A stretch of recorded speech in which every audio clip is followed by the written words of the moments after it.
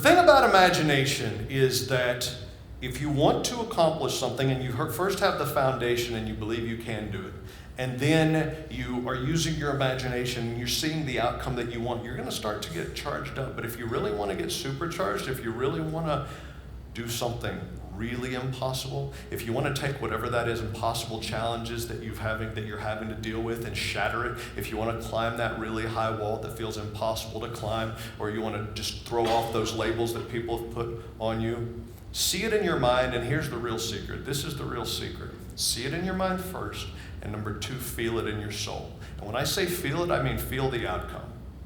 What's it feel like to win an international award at a magic competition? What's it feel like to get a role and get a standing ovation from a group of people who are used to making fun of you? What does that feel like in your soul? If you really want to get fired up about something, if you want to do something that truly feels impossible, like when you walked in here, if you're dealing with something that feels impossible to overcome, see it in your mind, feel it in your soul. Feel the outcome. Feel the outcome in your soul. That to me, I love that advice years ago, and it like changed my life. And I was like, wow, it's one thing to picture something in your mind that you would like to accomplish. It's something completely different to feel what that outcome feels like before it even happens.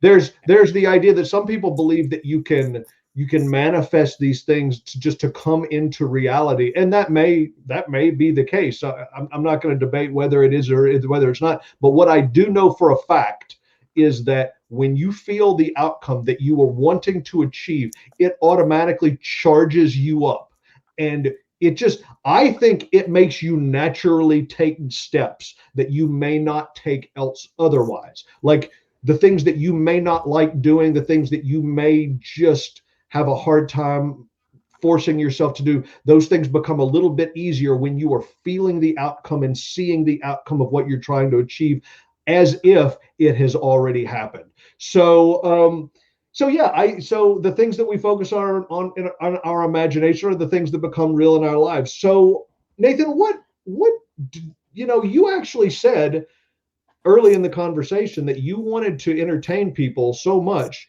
you were so charged about it, you were willing to do things that a lot of people won't do. Like you felt what you wanted, and then you did the necessary steps in order to get the result you wanted. What is this? Did this video clip bring out anything in you? Yeah, that sense that, yeah, absolutely. That sense. It's funny because it works on a couple different levels, because as magicians, our job is creating impossible things. And what you describe is exactly the creative process of seeing what is that thing.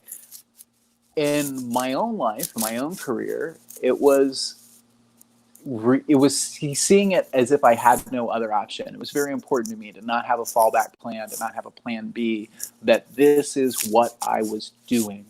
And hearing you talk about that, I realized that what I was doing was I was treating it as already done. I was treating it as inevitable, and that absolutely forced me to take different actions than I would have if it was just like, hey, this is something I want to do, but maybe now's not the right time, and I'm really busy. And what about, I think there's a different level of urgency. Mm-hmm. Mm-hmm. Yeah.